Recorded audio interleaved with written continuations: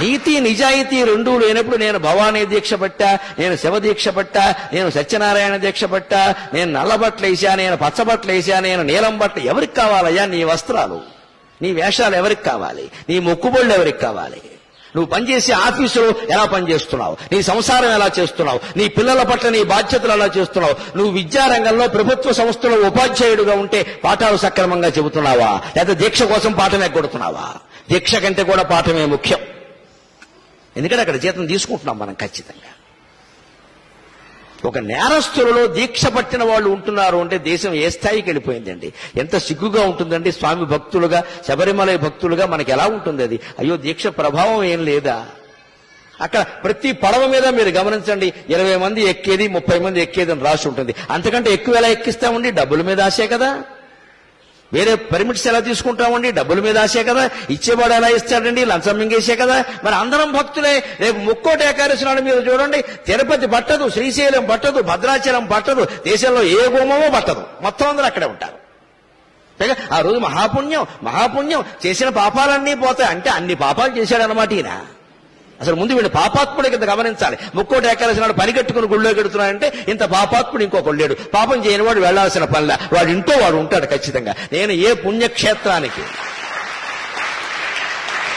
ఏ పుణ్యక్షేత్రానికి, ఏ పుణ్యతీర్థానికి, ఏ పుణ్యతిథి నాడు నేను వెళ్ళాను. ఎందుకంటే నేను ఏ పాపము చేయలేదు, పోవలసినవి ఏం లేవు. నాకు అవసరం లేదు వెళ్ళవలసిందే.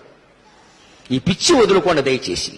ఎందుకంటే ప్రమాదాలు అక్కడే జరుగుతున్నాయి. ఒకే క్షేత్రం, ఒకే రోజు, ఒకే సమయం. గోదావరి పుష్కరాల్లో 30 మంది ఎందుకు చచ్చిపోయారో అందరికీ తెలుసు.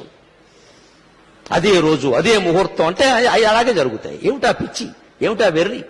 ముక్కోటి ఏకాదశి నాడు పెడతారా? మర్నాడు వెళ్ళండమ్మా, 3 రోజులు అయ్యాక వెళ్ళండమ్మా. విష్ణుమూర్తి ఏమైనా కోప్పడతాడా? ఉత్తర ద్వారం నుంచే వెళ్ళాలి, తలుపులు బద్దలైపోవాలి.